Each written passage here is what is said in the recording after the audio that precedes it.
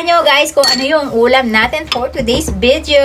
Diyan! Kahapon ko pa to binili dahil takam na takam ako. Meron tayong tulingan, luya, bawang at dahon ng sibuyas.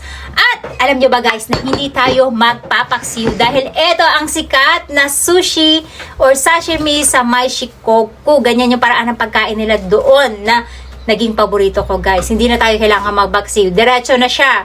Yan guys, ang paraan ng pagkain sa kanya ay kukuha lang tayo ng isa. At alam nyo ba na inihaw na yan sa labas pero yung loob niyan sariwa pa din. So ganyan. Gagawin nyo lang, papalamanan nyo siya ng luya, ng dahon ng sibuyas, at bawang. Ayan guys. Diba? Napakasosyal. Dalaway lola nyo, alam nyo may yan. Itadakimasu!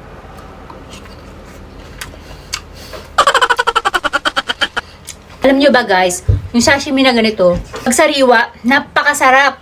Bagay na bagay luya. Kaya hindi natin kailangan ng wasabi dito guys, kasi yung luya pa lang ang nagpapaanghang sa kanya. Plus, yung bawang natin, yung aroma ng bawang, ayan. Subukan nyo na din kasi may enjoy nyo yung instant paksiw, walang luto-luto.